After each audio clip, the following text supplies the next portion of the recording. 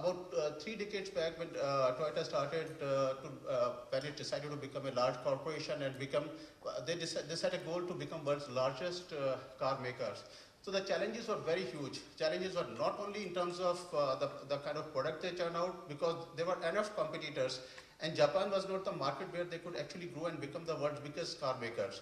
So challenges were how to tap, how to become number one in Japanese market, reach global markets, establish yourself against global peers, and so it required product design, product complete manufacturing plans, huge supply chain, reducing cost of production, cost of taking it to the market, after sales service. So it requires galvanizing the entire organization. So they decided this mission about 3 decades back, and it required highly, when they looked at one of the things, they realized that most of their people, most of their employees do not identify with the larger vision of the organization. And that was one reason, and to achieve their global vision, what they need to do was to engage employees with the larger vision of the organization. Everybody in the organization, right from the worker on the shop floor to the marketing, to the leadership team, everybody needed to be engaged with that process. And they set up this process without going into that too much of the detail. Toyota became, I would like to mention here, became the first manufacturing company in the world which had over $10 billion of net profit for 3 continuous years. This benchmark is yet to be broken by any manufacturing company.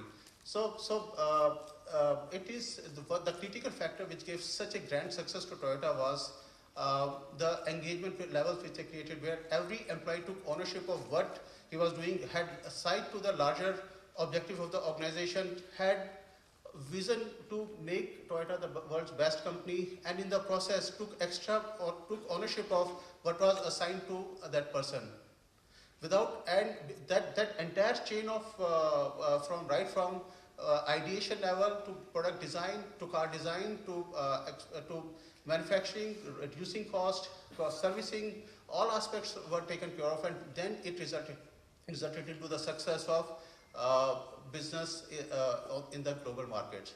So, ladies and gentlemen, what I'm trying to say is that competitive advantage, sustainable competitive advantage, it is very, very important. Technology can be replicated very fast. Resources can be organized by your competition, but the level of engagement of employees makes a very, very big difference. And the engagement, the competitive advantage will come only when the employees at every level try to be with try to identify with the organization's interest, goals, and see the larger picture. Thank you very much. I will, I think we'll take question and answer session later on. Thank you very much.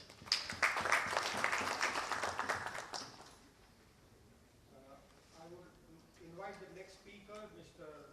Vivek Tripathi. Vivek.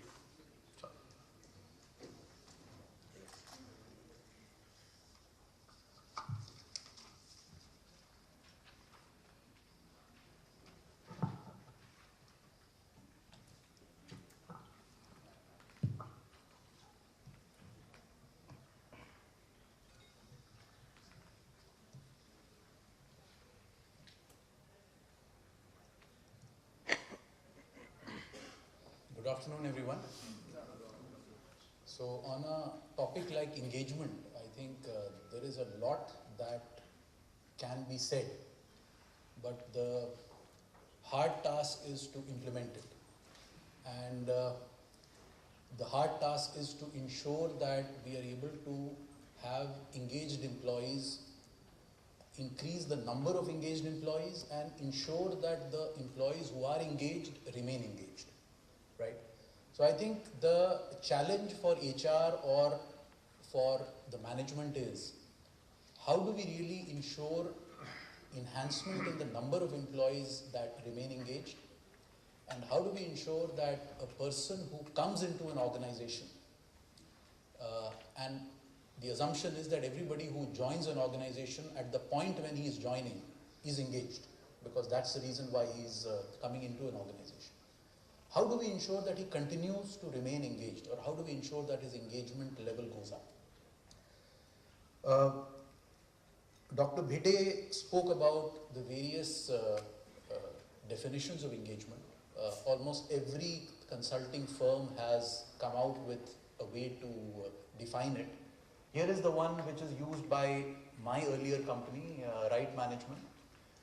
So, engagement has been defined in behavioral terms. So, an employee is engaged if he expresses satisfaction, he has the commitment towards his work and towards his organization, if he has pride, and he advocates, he is an advocate of the organization.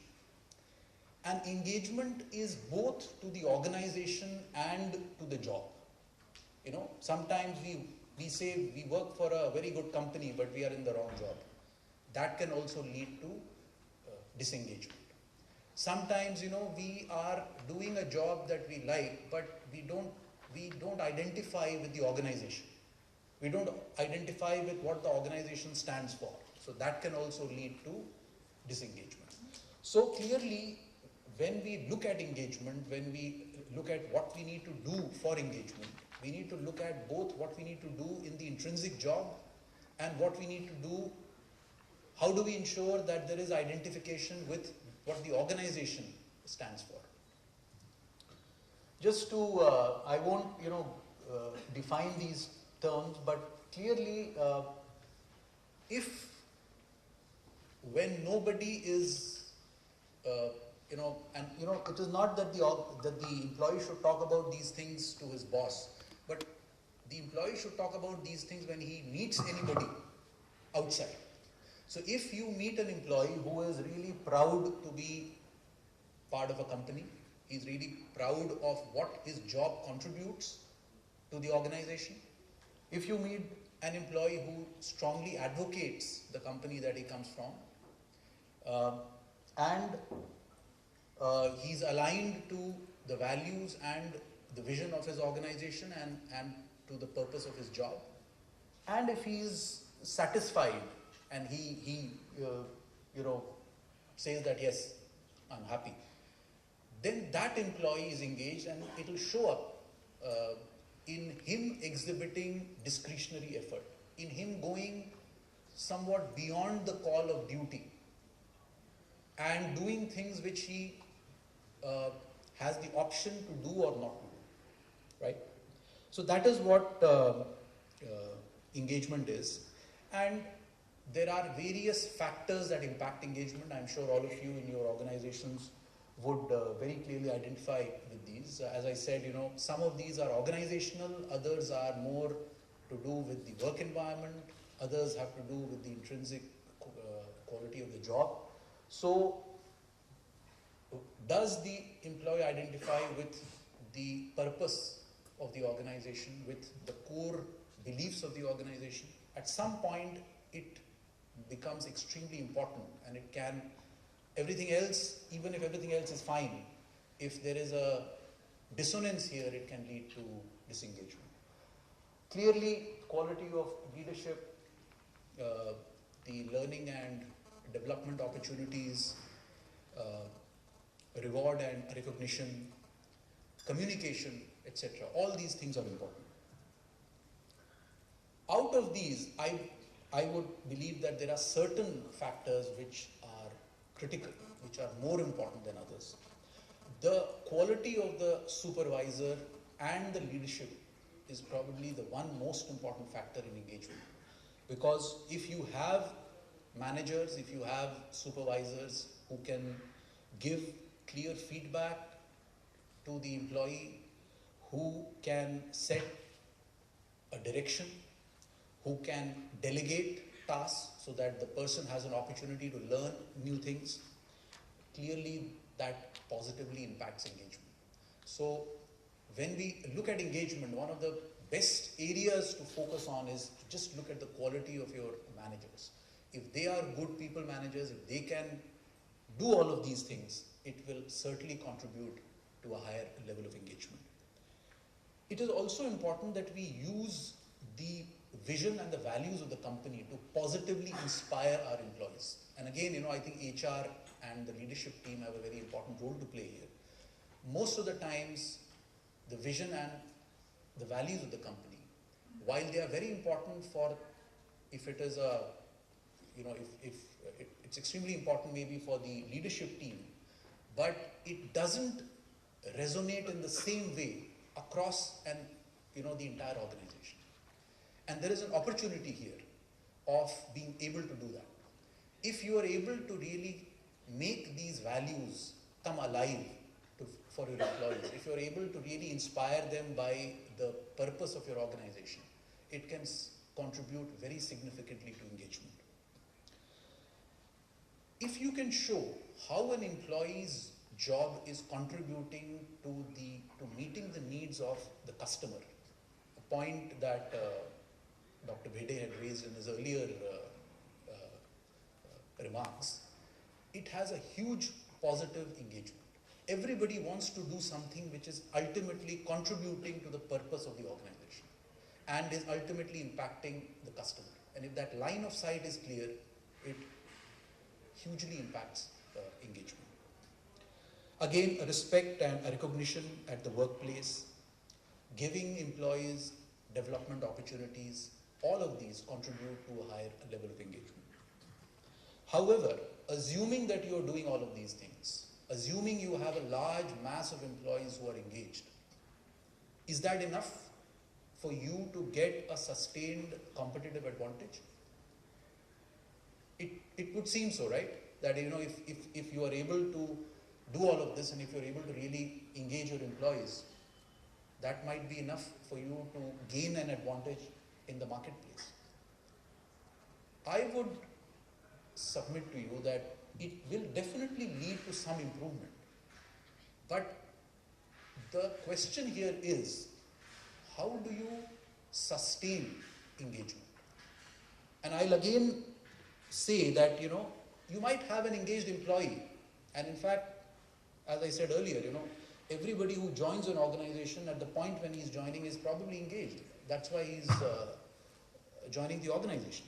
But because of various internal reasons, which could be weak systems, which could be bureaucracy, which could be lack of clarity on what the person has to do, which could be a very, a work environment where, it's very hard to get things done, all of that can actually thwart, or all of that can stop an engaged employee.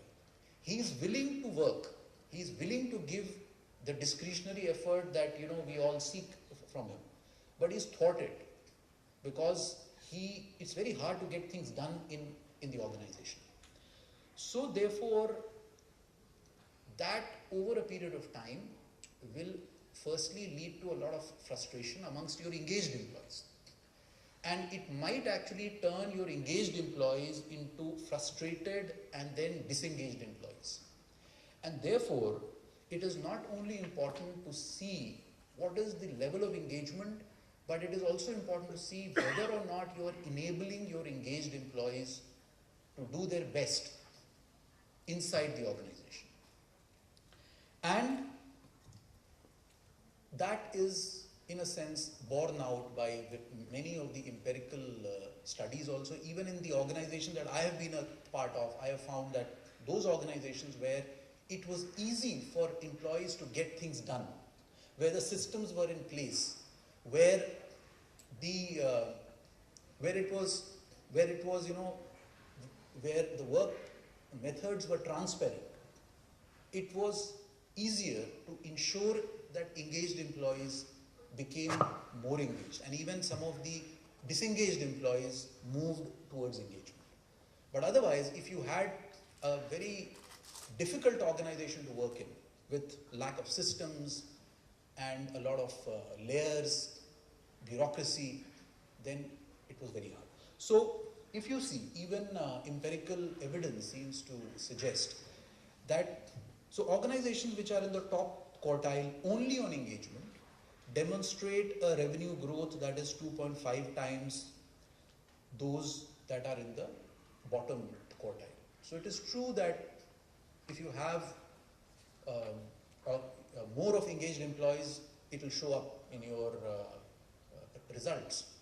But if you have both engagement and enablement, if you have both engaged employees and you give them a work environment where it is easy for them to perform, then the impact becomes much higher. You are able to achieve, organizations which have both of these are able to achieve a revenue growth on an average, which are 4.5 times higher than ones where you don't have these things. Similarly, with employee performance, highly engaged employees are 10% more likely to exceed performance expectations. Highly engaged and enabled employees are 50% more likely to outperform your expectations. So therefore, focus also on enablement. And what does enablement mean? It means having aligned organizational structures, having clear performance goals with requisite authority, having empowerment, giving people adequate resources to do their jobs, giving them new skills when they need it in their jobs, having a culture of collaboration rather than having a siloed culture, and simplicity and clarity in the way things happen in an organization. Somebody said that you can get a lot of things done if you don't care about who gets the credit. And I think more and more organizations have to get into, even though there is a lot of complexity outside, inside the organization, it's very important to embrace simplicity. And that will show up in an easier work environment, and it will show up in enablement. So, to kind of conclude, I would say that definitely focus on engagement, but also focus on some of the enablers which will impact your employees and will help your engaged employees to really perform. And therefore at Lava, we are a small company. We are a very young organization, about 3 years old. And we did our first engagement survey. And more than looking at where we were in terms of engagement, we had a lot of questions on the enablers. We asked our employees that, is it easy for you to work in Lava? Or is it really, really complicated? Wherever there is any complexity, wherever there is lack of clarity, wherever there are overlaps, tell us. Because those are the areas where we would like to focus on, those are the areas we would like to simplify. And the good thing is not where you are as far as your engagement levels are concerned. You can be anywhere. But how do you ensure that you go up? And I think in ensuring that you focus on some of these enablers would help in advancing the levels of engagement and the number of employees you have who are engaged. Thanks a lot.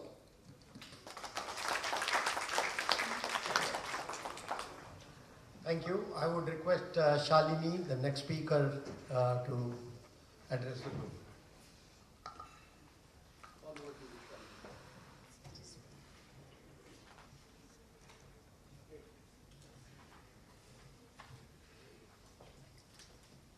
Thank you very much, Dr. Bide and the other panelists. I am starting with an advantage and a disadvantage. The advantage that everything has already been said, and a disadvantage that it's just before lunch. So I'm going to make it as crisp as possible. I have a couple of slides, but I need not necessarily go through them.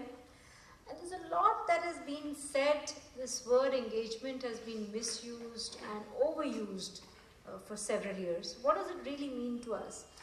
Is it the soft, woolly, feely, touchy stuff which HR used to happen and take care of? Or is it something which is going to add real meaning for us business leaders? And again, Dr. Bhire, Neeraj and Vivek all have touched upon it, that yes, it indeed adds a lot of business value and it makes a lot of merit that the leadership team drives this engagement, because it has a definite impact on a couple of factors such as productivity, such as retention, such as motivation, and discretionary effort, the ability to drive take it to the next level. So if this is so very important, then why is it only a responsibility or in the KPIs of the HR team? Should it be included in the KPIs of the management team as well? Should there be a general approach, one size fits all? The moment I talk about engagement, do I say that the same thing that engages the generation X engages the generation Y too? The same thing that engages the people who've joined the organization this year engages the people in the organization who've been in the organization for 5 years or 10 years or so? Or are there different things that we need to be able to do and learn from the marketing, or from the marketeers who do segmentation? They study the customer basis the segmentation. Do we as people